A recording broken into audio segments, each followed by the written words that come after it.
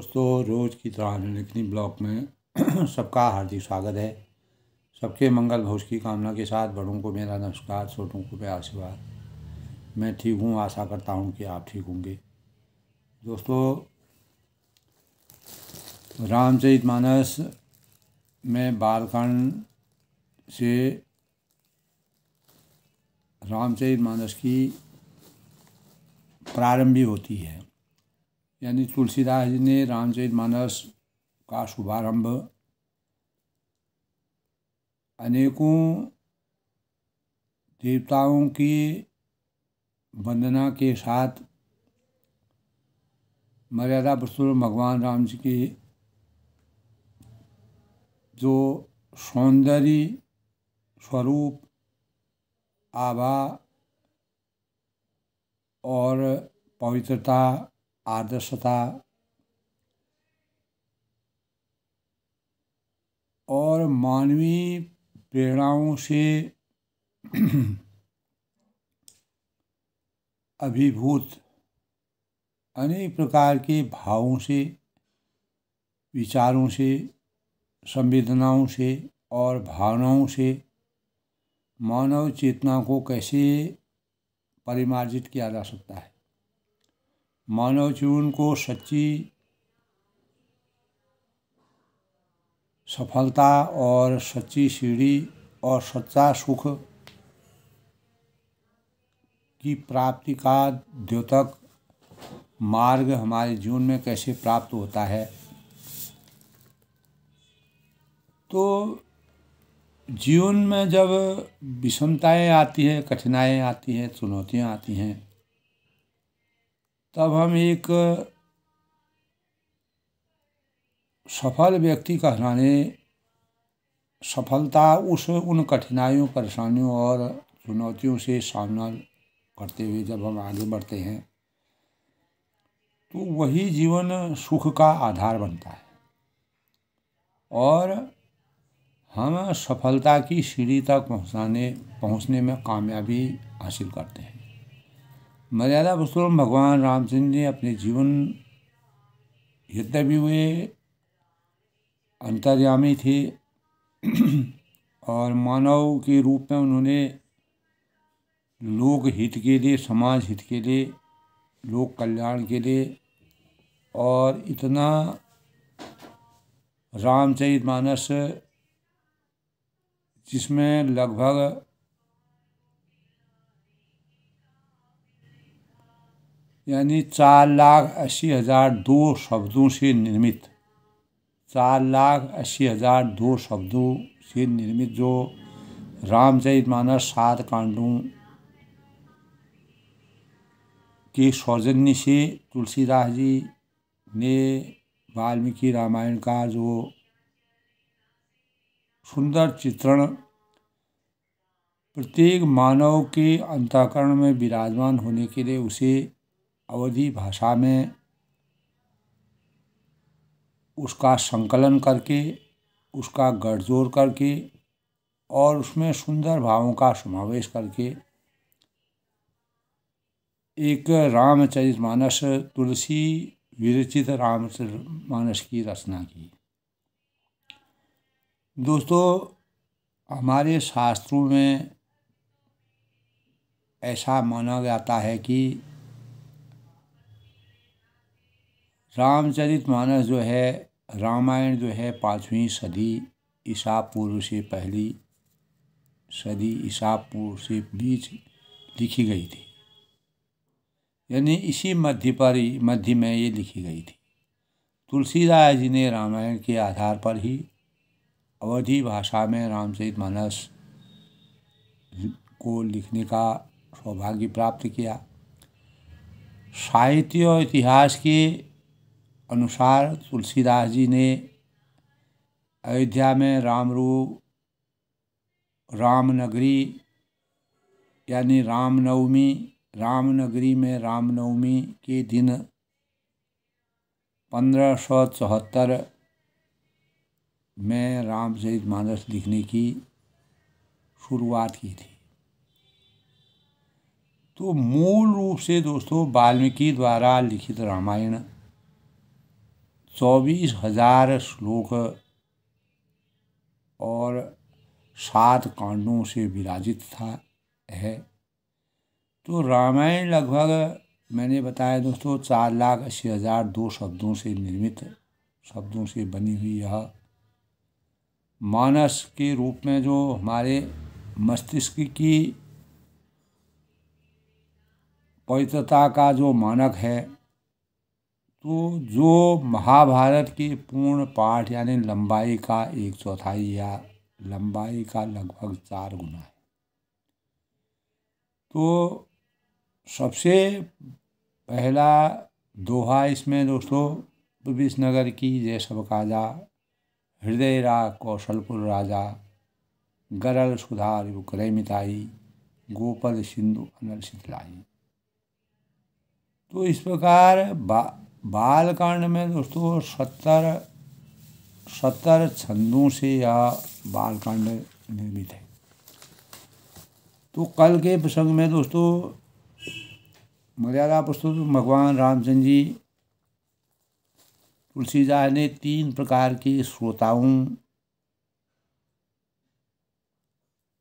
का सामाजिक परिवेश में नदी के दोनों किनारों पर बसे हुए पूर्वी जो गांव और नगर हैं और संतों की सभा ही सब सुंदर मंगलों की जड़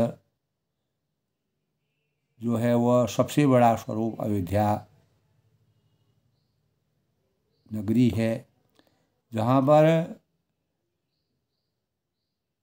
राम जैसी सुंदर चरित्र का अवतरण हुआ।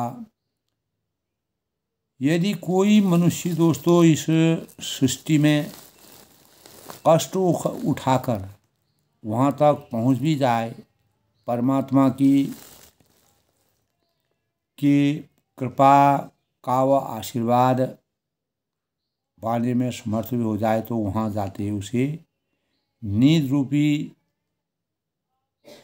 जूड़ी आ जाती है, अर्थात हृदय में मूर्खता रूपी बड़ा कड़ा जाड़ा लगने लगता है, जिससे वहाँ जाकर भी वह अभागा स्नान नहीं कर पाता है, जिसको मर्यादा पुरुषोत्तम भगवान रामचंद्र की असीम कृपा का आशीर्वाद नहीं होता। तो तभी कहा है कर न जाए सुर मंजन पाना, फिर आवई समेत अभिमाना। जो बहोर कोई पूछ न आवा, सर निंदा करी ताई बुझावा। यानी कल के प्रसंग में था दोस्तों, उससे उस सरोवर राम रूपी सरोवर में स्नान और उसका जलपान तो किया नहीं जाता है। वह अभिमान सहित लौट जाता है। अगर परमात्मा के प्रति जिस प्रकार रावण का अभिमान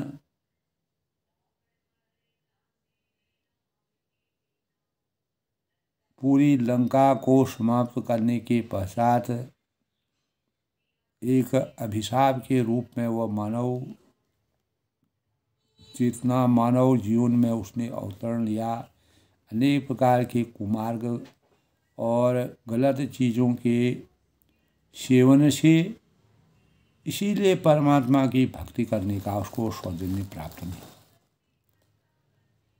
तो जो बहोरी को पूछने आवा, अगर फिर यदि कोई उससे वहाँ तक हाल पूछने आता है परमात्मा के, तो वह अपने यानी अभाग्य की बात न कहकर सरोवर की निंदा करके उससे समझाता है।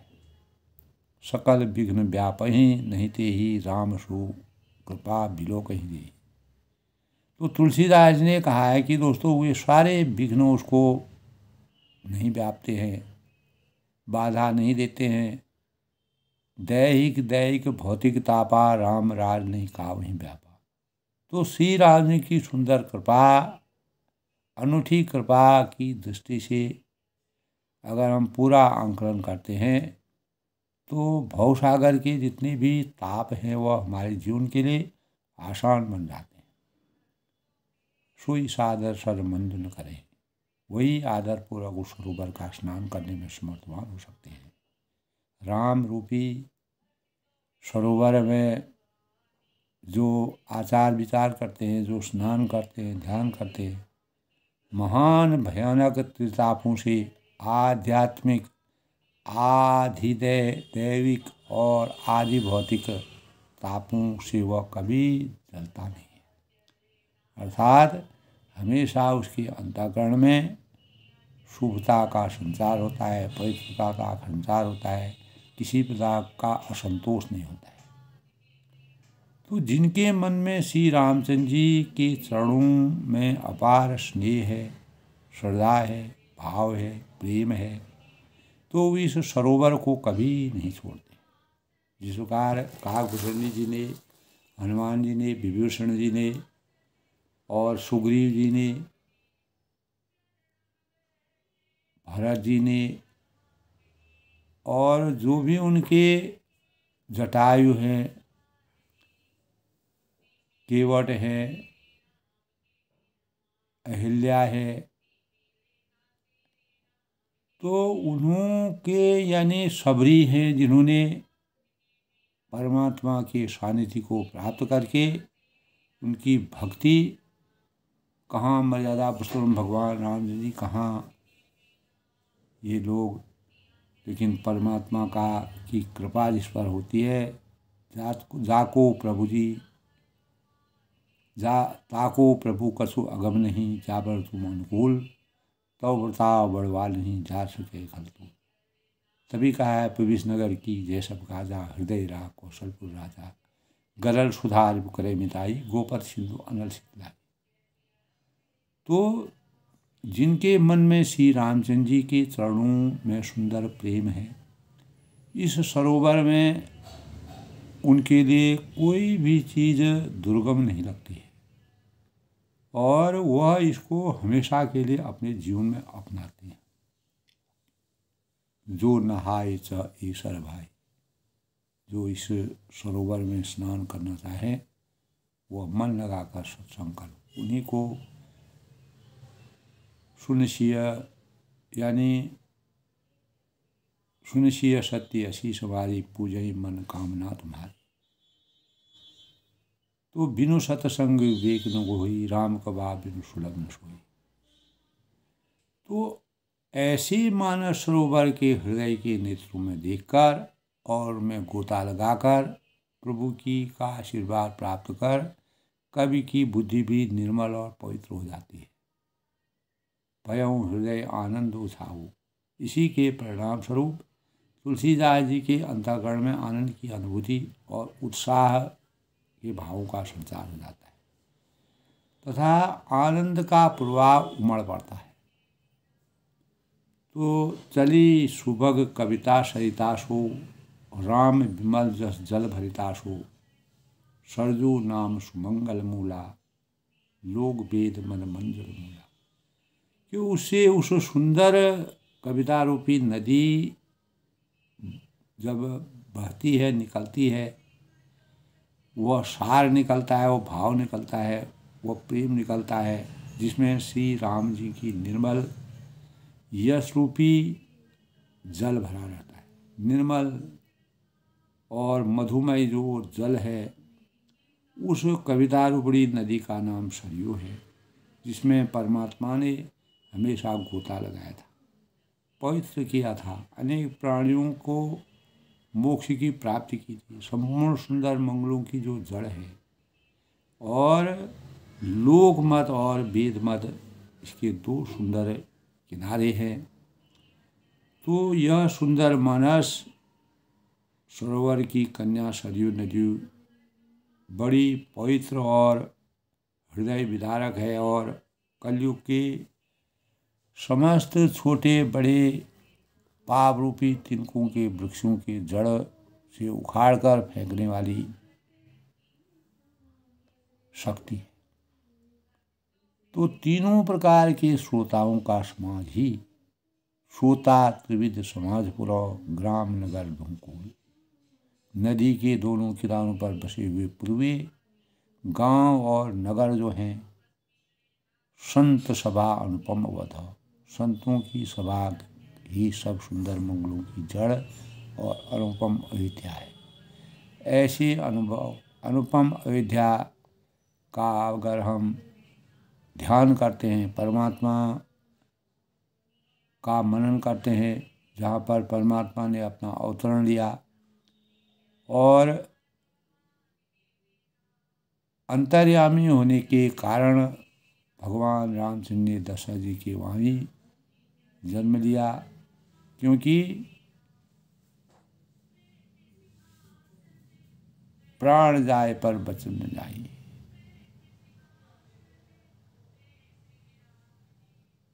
रघुकुल रीत सदा चली आती, यानी रघुकुल की रीति के अनुरूप जो भी कार्य मर्यादा पुरुषोत्तम भगवान राम जी वहाँ पर संपन्न करेंगे, कोई भी उस कार्य में उनका विरोध नहीं करेगा और वो आगे बढ़ते जाएंगे, मानव कल्याण करेंगे।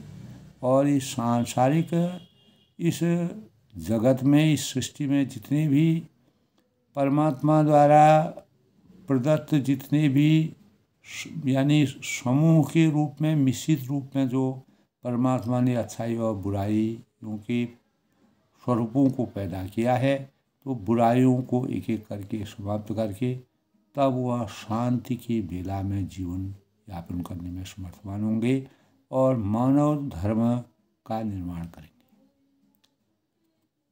तो इन्हीं भावों के साथ दोस्तों आज के शुभ पंचांग की बात करते हैं। तो दोस्तों आज के शुभ पंचांग की बात करते हैं। आज का पंचांग जो है 27 नवंबर 2024 मार्गशीर माह के कृष्ण पक्ष की द्वादशी तिथि 6:23 तक चित्रा नक्षत्र का संयोग रहेगा। आज शुभ कार्य करने का संयोग है। आज दोस्तों बुधवार का दिन है। बुधवार भगवान गणेश जी और बुध ग्रह को समर्पित यह दिन प्रथम पूज्य भगवान गणेश जी के पूजन से प्रारंभ होता है दिन का। सूर्य भगवान आज सूर्य जो है वृश्चिक राशि में प्रवेश करेंगे।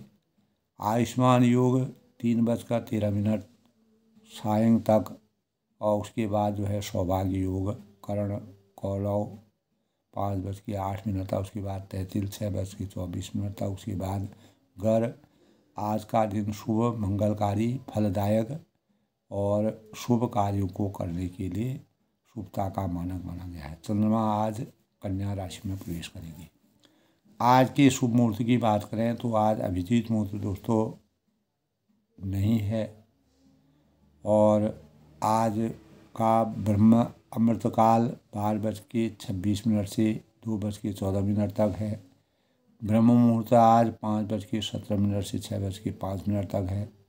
राहु काल आज 12:09 से 1:28 तक है। सूर्योदय 6:54 से पर होगा और सूर्यास्त जो है 5:24 तक। तो इस प्रकार आज के शुभ पंचांग का संयोग है। और आज दोस्तों बुध की प्रकृति जो है दोस्तों चारों ओर सौम्य मानी जाती है और ज्योतिष विद्या के अनुसार यह भगवान गणेश और लाल किताब के अनुसार माता दुर्गा का दिन माना गया है। बुधवार को व्रत रखने से मानसिक स्तर में प्रबलता, विद्या, बुद्धि, विवेक और बुद्धि में प्रखरता आती है। हमारे हिंदू धर्म में दोस्तों इस दिन प्रथम पूज्य भगवान गणेश जी गजाननं भूतगणाधिसेवितं सेवितम कपितजम्बू फलचार भक्षणम उमा सुतं शोक विनाशकारकं नमामि विघ्नेश्वर पादपकं का पूजन किया जाता है।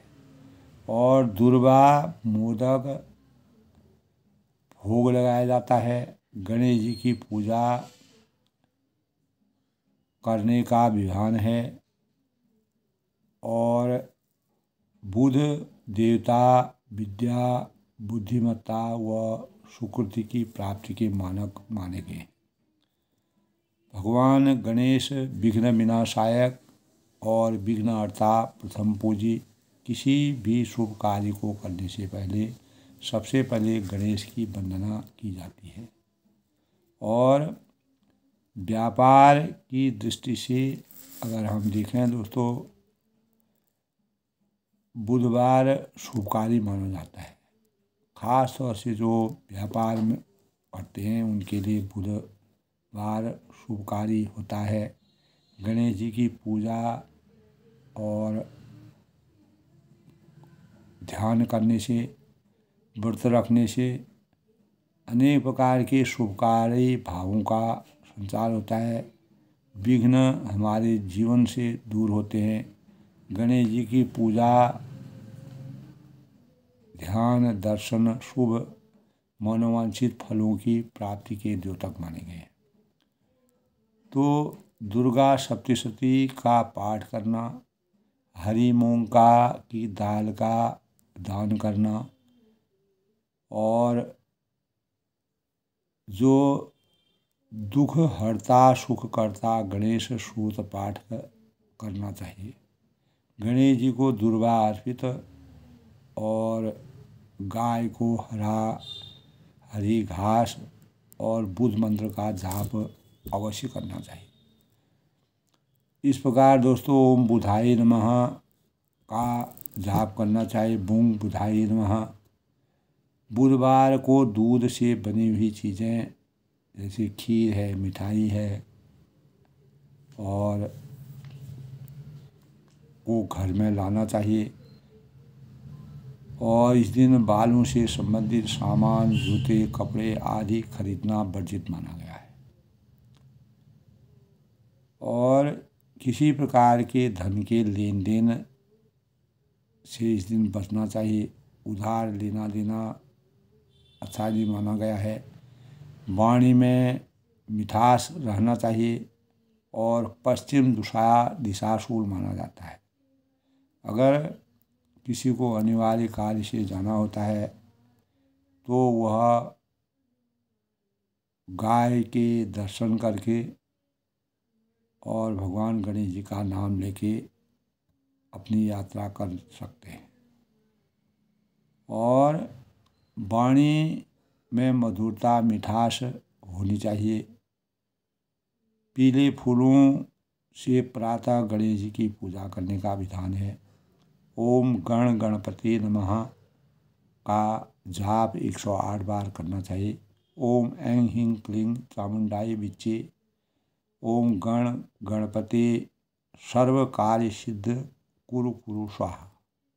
सर्व कार्य सिद्ध कुरु कुरु स्वाहा, इस जप का ध्यान करना चाहिए। और बुधवार के दिन दोस्तों प्रथम पूज्य के रूप में भगवान बुध, और जब गणेश जी का जन्म हो रहा था कैलाश पर्वत पर, जब गणेश जी का अवतरण हो रहा था तो ऐसे समय में बुध वहाँ पर पहुँचे और उन्होंने भगवान गणेश जी का दर्शन किया। और तभी से भगवान बुध और गणेश जी का पूजन करने का विधान माना गया है। गणेश जी का प्रथम पूजन इसलिए किया जाता है कि गणेश जी ने एक बार देवताओं में इस प्रकार का निर्णय लिया गया कि सबसे पहले पूज्य किस देवता को माना जाए। हमारे जीवन में अनेकों कार्य होते हैं, शुभ और अशुभ कार्य होते हैं, तो सबसे पहले हम किसकी पूजा सबसे पहले करें।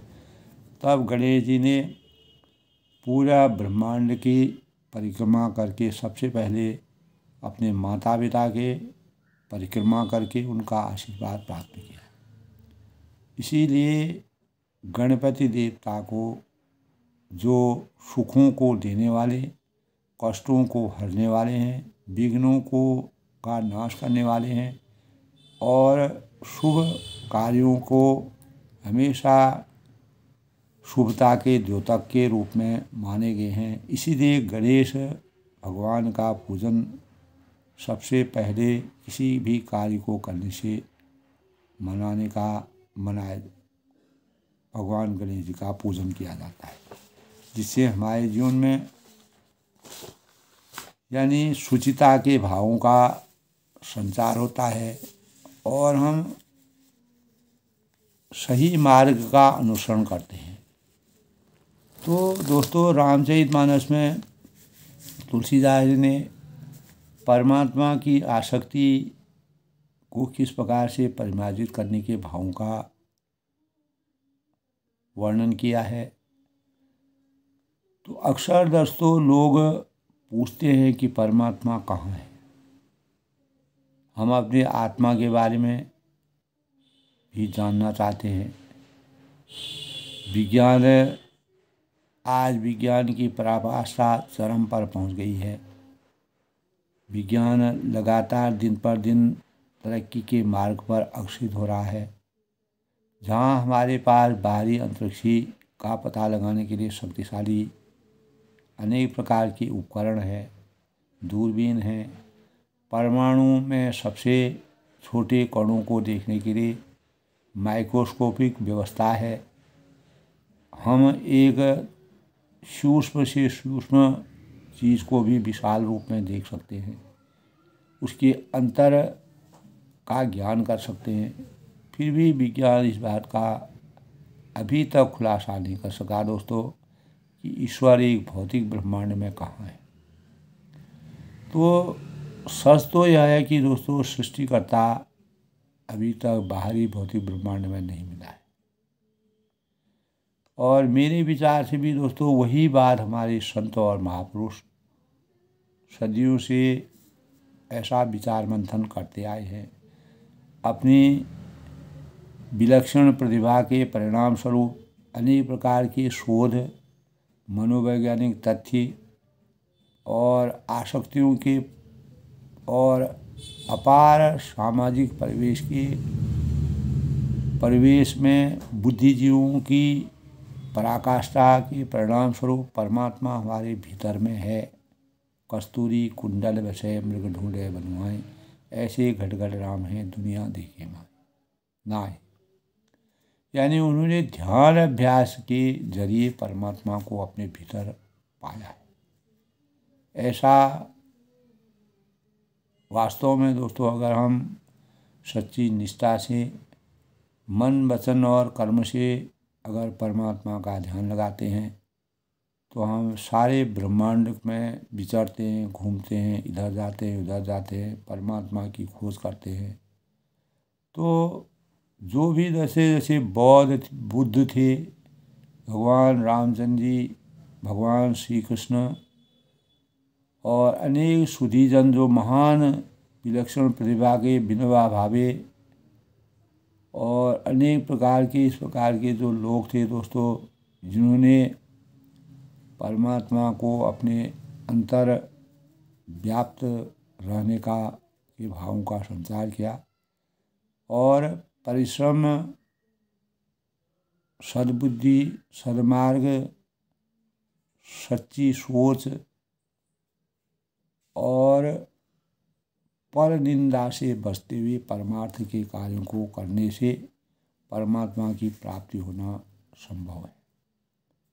किसी प्रकार के छल, दोह, कपट, राग, द्वेष इन विधाओं से हमें वंचित रह करके अपने मार्ग को प्रशस्त बनाने के कार्यों का संचार करना चाहिए।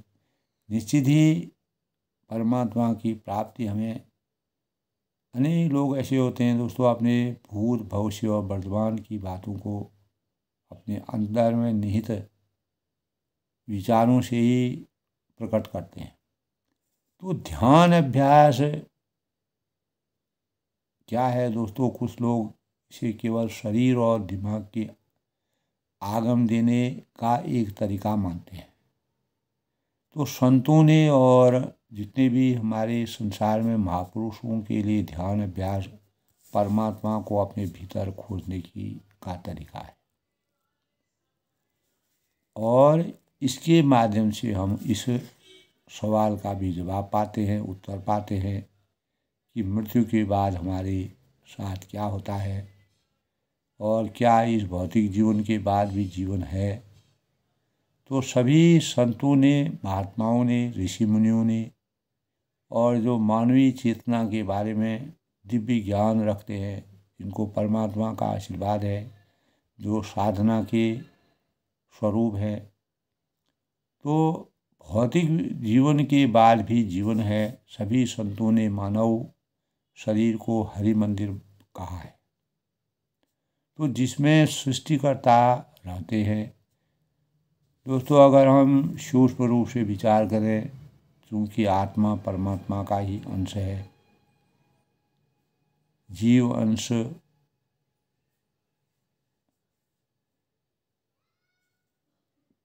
तो ईश्वर अविनाशी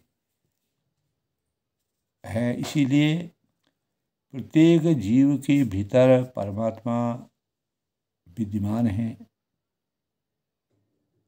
ध्यान अभ्यास करने से हम अपने अंदर के परमात्मा को खोजने में समर्थवान हो सकते हैं। दोस्तों, ध्यान और अभ्यास सरल है।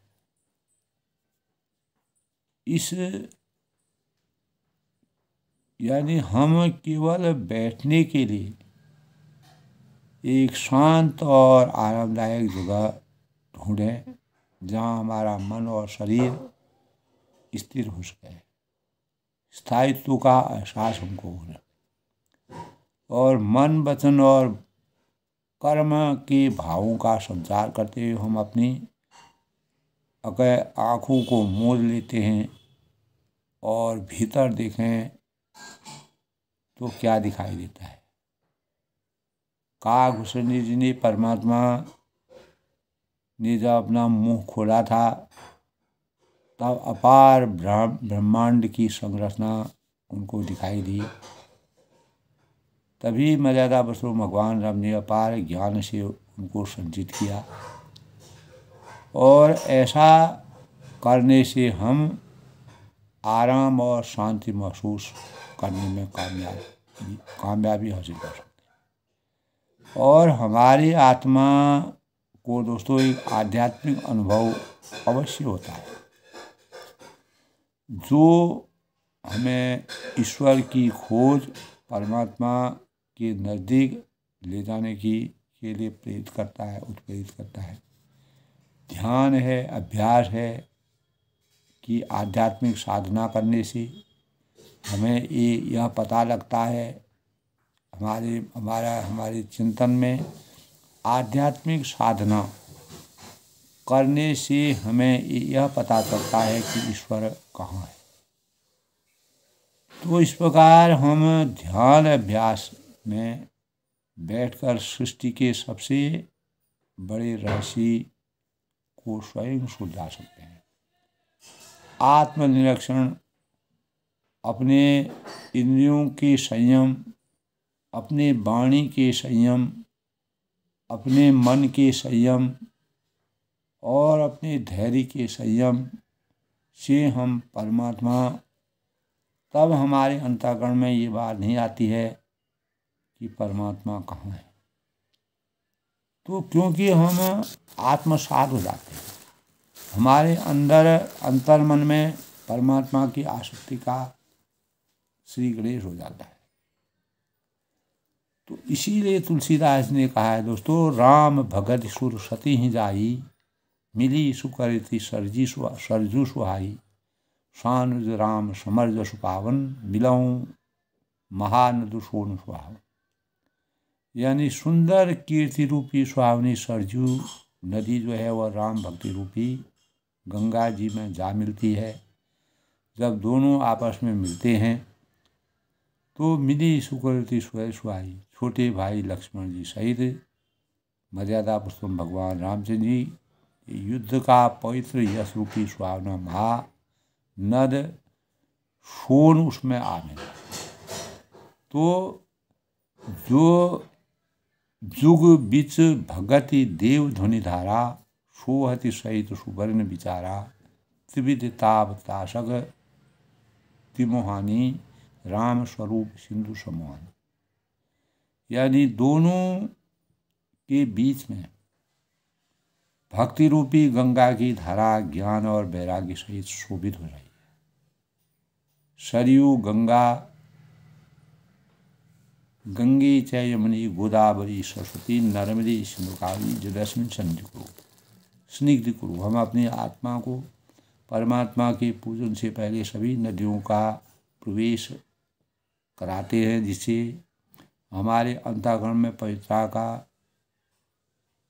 हम जिस आसन पर बैठ के पूजा करते हैं, पवित्रता के मानक के रूप में हम अपने जीवन को सबसे पहले पवित्र करने के भाव पर। तो इसी प्रकार मर्यादा पुरुषोत्तम भगवान रामचंद्र जी जब सरयू और गंगा जी के बीच में, दोनों के बीच में भक्ति रूपी गंगा की धारा ज्ञान और वैराग्य से सहित शोभित हो रही है, तो त्रिविध ताप ताशक त्रिमोहानी, ऐसी तीनों तापों को, आध्यात्मिक, आधिदैविक, आदि भौतिक, तीन प्रकार के जो ताप है वो डराने वाली, यानी त्रिमोहानी नदी राम स्वरूप रूपी समुद्र की ओर जा रही है,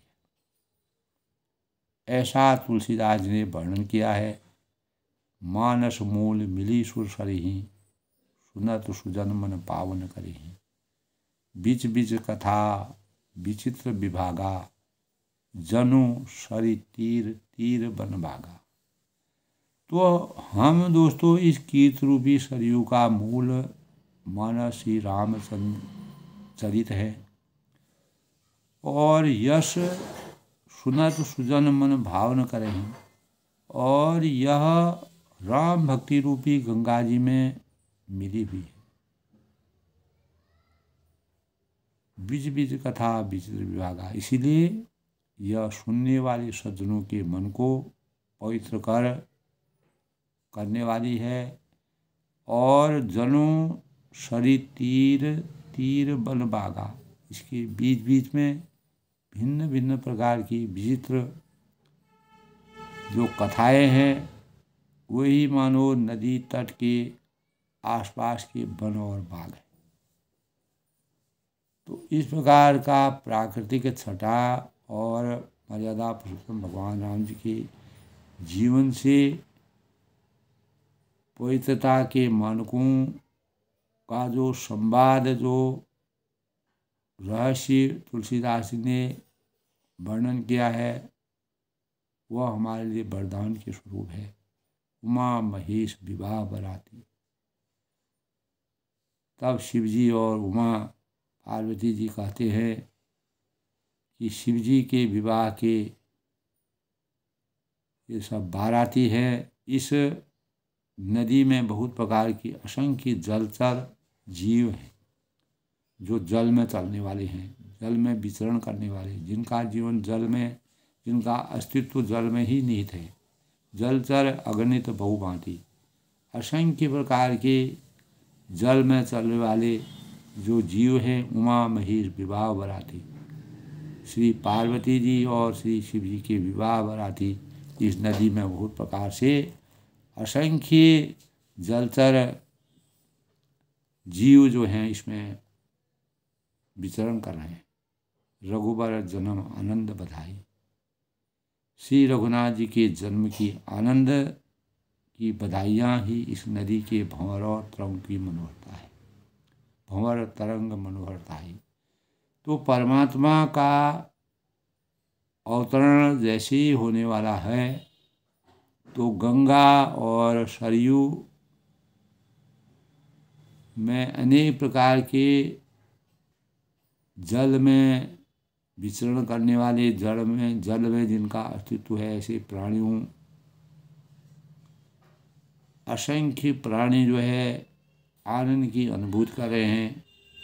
और रघुनाथ जी के जन्म की आनंद की बधाइयाँ शुरू हो गई है। और तुलसीदास जी परमात्मा का ये स्वरूप का वर्णन करने में समर्थवान अपने को बता रहे हैं। तब कहते हैं कि बाल चरित चहुबंध के, बाल चरित चहुबंध के, बनज विपुल बहुरंग, नृप रानी परिजन सुख तो मधुकर बार विहंग। यानी चारों भाइयों के जो बाल चरित्र है, राम लखन भरत और शत्रुघ्न, चार भाइयों का जो समूह है वह इस अयोध्या नगरी के प्रांगण में जिनका प्रवेश और जिनकी जोड़ी अवतीर्ण हो रही है, बनज विपुल बहुरंग, इनसे खिले हुए रंग बिरंगे बहुत से कमल, सुंदर सुंदर प्रकार के कमलों का खिलना शुरू हो गया है। नृप रानी परिजन सुकृतो, महाराज दशरथ जी और उनकी रानियां और कुटुंबियों के सत्कर्म पुण्य और धर्मात्मा और पुण्यात्मा के रूप में भ्रमर और जल पक्षी, जल में रहने वाले चर और अचर जीव जो है, पक्षी है, तो चारों भाइयों के जो बाल चरित्र है वे ही इनमें खिले हुए रंग बिरंगे बहुत प्रकार के कमल ऐसे सुशोभित हो रहे हैं। तो कोई भी दोस्तों शुभ कार्य, अच्छाई, शुभता के कार्य शुरू होने से पहले शुभ संकेतों का सृजन हो जाता है। और शिय स्वयंवर कथा सुहाई, सरी सुहावनी शोष बिछाई, नदी नाव पटु प्रश्न अनेका, केवट कुशल उत्तर सही मिला। तो तुलसीदास ने दोस्तों पहले ही जब राम लक्ष्मण भरत शत्रुघ्न अयोध्या में अवतीर्ण हो रहे थे, तो श्री सीता जी के स्वयंवर की जो सुंदर कथा, कैसे स्वयंवर हुआ, कैसे वहाँ राजा आए, कैसे जनक जी ने क्या किया, बड़े बड़े राजाओं के द्वारा धनुष नहीं टूट पाया, अंततोगता रामचंद्र ने किस प्रकार का रूप लिया, लक्ष्मण जी की मनोदशा का वर्णन किया, जनक जी की मनोदशा का वर्णन किया। तो वही इस नदी में सुहावनी छवि छा रही है, ऐसा आभास हो रहा है। तुलसीदास जी को इस प्रकार का आभास हो रहा है कि ऐसा होगा तो क्या होगा। तो अनेकों सुंदर विचारपूर्ण जब शुभता के मानकों का संचार इस भूमंडल में, इस सृष्टि में होता है, और तब चारों ओर से शुभ संकेतों का आगमन होता है, और इन्हीं शुभ संकेतों के आगमन के परिणाम स्वरूप तुलसीदास जी साकार रूप में, मनोवैज्ञानिक रूप में अपने चिंतन में सुहावनी छवि को आच्छादित करने में समर्थवान होते हैं। अनेक प्रकार की सुंदर विचारपूर्ण प्रश्न नदी के नाव और उनके विवेक युक्त उत्तर की चतुर केवट के समान है, जो नाव को पार करने में समर्थवान है। तो सुनी अनु कथन परस्पर होई, पथिक समाज सोई सरिसोई, घोर धार भूनाथ रिसानी, घाट सुभद्र राम बलवानी। इस कथा को सुनकर पीछे जो आपस में चर्चा होती है, वही इस नदी के सहारे सहारे चलने वाली यात्रियों का समूह शोभा पा रहा है। परशुराम जी का क्रोध, जब धनुष टूटता है, परशुराम जी को क्रोध आता है, क्योंकि वह शिव जी के परम भक्त थे। इस नदी की भयानक धारा के अनुसार है, और श्री राम जी के श्रेष्ठ वचन की सुंदर बदे हुए घाट है।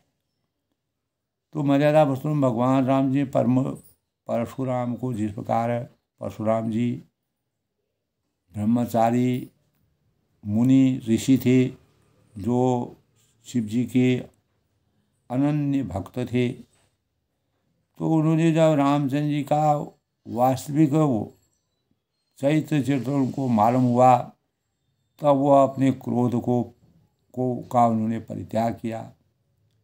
विष्णु के धनुष को, जब रामचंद्र ने विष्णु के धनुष को भी तोड़ डाला, सानुज राम विवाह उछाऊ, सो शुभ मग सुपद लगाऊ, कहत सुना हर्षय पुलकाई, ते सुगति मन मुदित।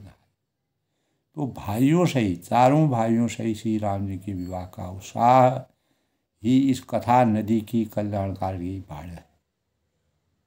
तो तुलसीदास जी को सभी चीज़ों का पहले ही एहसास होता है, जो सभी को सुख देने वाला है, आनंद की अनुभूति करने वाले हैं, मंगल कार्यों के कारक हैं। इसके कहने सुनने से जो हर्षित और पुलकित पुलकायमान होते हैं वही पुण्यात्मा पुरुष हैं, जो प्रसन्न मन से इस नदी में नहाते हैं।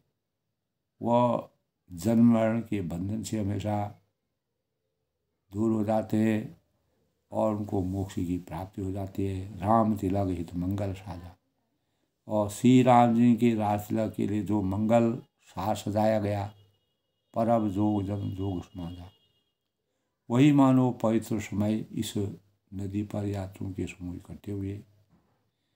और काई कुमति केकई केरी परिजास फल विपद घनेरी। केकई की जो कुबुद्धि थी, सरस्वती माँ द्वारा जो हृदय परिवर्तन केकई का कुबड़ी की दासी के द्वारा किया गया था, इस नदी की काई है। जब काई कहीं पर पड़ जाती है तो वह जो है कभी भी उस चीज़ को छोड़ती नहीं है, वह उस पर ऐसे चिपक जाती है कि एक प्रकार का दाग लग जाता है, धब्बा लग जाता है, जिसके फलस्वरूप बड़ी भारी विपत्ति आ पड़ी। और तुलसीदास ने ये भी वर्णन किया कि मानव जीवन में अनेक प्रकार के शुभ और अशुभ चीज़ों का समावेश होता रहता है। उनको पार करने के लिए कैसे हमारे जीवन में वह आते हैं और जाते हैं। तो श्री राम जी के राज तिलक के लिए जो मंगल साज सजाया गया, राम तिलक हित मंगल साजा परब जोग जन जुग समाजा, वही मानो पर्व के समय इस नदी पर यात्रियों के समूह के इकट्ठे हुए हैं। और केकई के अंतःकरण में जो कुबुद्धि सरस्वती जी ने जिस प्रकार से उनके हृदय परिवर्तन कर कुबड़ी को इस प्रकार से दासी को ऐसा बनाया, वो इस नदी में काई है, जिसके परिणाम स्वरूप बड़ी भारी विपत्ति राम राज्य में आने लगी। तो तुलसीदास ने मर्यादा पुरुषोत्तम भगवान राम के बाल चित्र से पहले का वर्णन जो किया है, समन अमित उत्पात स्वभाव भरत सहित जब जात कलि अग खल अवगुण कथनों के जलमल खग, यानी संपूर्ण अनगिनत उत्पादों को शांत करने वाला और भरत जी का सहित नदी तट पर किया जाने वाला जब यज्ञ है, और कलि अग खल अवगुण कथनों, और कलयुग के पापों और दुष्टों के अवगुणों का वर्णन है, वे इस नदी के जल का कीचड़ और बगुल कौवे। तो इस प्रकार दोस्तों संपूर्ण अनगिनत उत्पादों को शांत करने वाला भरत जी का चैत्र चित्र नदी तट पर किया जाने वाला जब यज्ञ है, जब भरत जी जब यज्ञ करते हैं, कलयुग के पापों और दुष्टों के अवगुणों का जो वर्णन है, वे इस नदी के जल का कीचड़ और बगुले कौवे।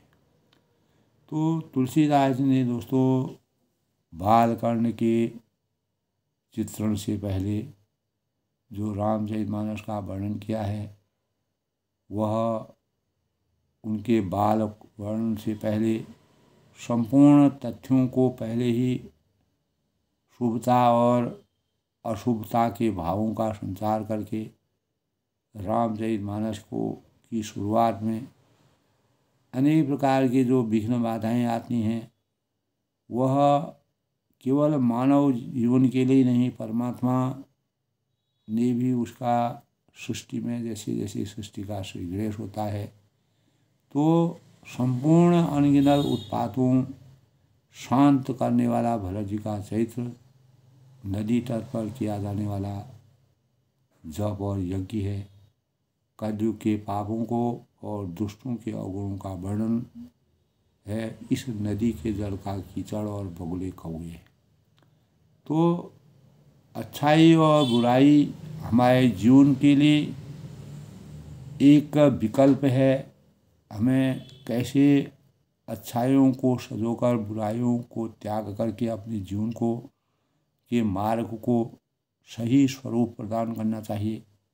और मर्यादा पुरुषोत्तम भगवान राम जी ने के यानी जब राज्याभिषेक होते हुए उनको 14 साल का वनवास हुआ और कैकेयी का किस प्रकार से हृदय परिवर्तन हुआ, तो समस्त प्रकार की अच्छाई और बुराइयाँ मानव वेदना में आती हैं और जाती हैं। हमें कैसे उसका हल निकालना चाहिए, उसकी हल निकाल करके परमात्मा कैसे हमारे जीवन में परीक्षा लेकर के हमारे जीवन को कृतार्थ करते हैं, इन्हीं भावों का संवाद तुलसीदास जी ने बड़े ही हृदय स्पर्शी ढंग से किया है। दोस्तों, आज के प्रसंग में सबके मंगल भविष्य की कामना के साथ हमें परमात्मा की आस्था और परमात्मा की निष्ठा, विज्ञान भले ही कितना भी आगे चला जाए लेकिन परम ब्रह्म परमेश्वर की पराकाष्ठा को हम कभी भी उसको नज़रअंदाज नहीं कर सकते। तो मानव चेतना को जगाने के लिए, मानव चेतना में ईश्वरीय आस्था, ईश्वरीय श्रद्धा भावों का संचार करने के लिए हमारे जीवन आदिकाल से चलता आया है। जब तक यह सृष्टि रहेगी तब तक हमारे अंतःकरण में इस प्रकार के भाव का संचार। सबके मंगल भविष्य की कामना के साथ अपनी वाणी को विराम देता हूँ। सब लोग सुखी रहें, खुश रहें, प्रसन्न।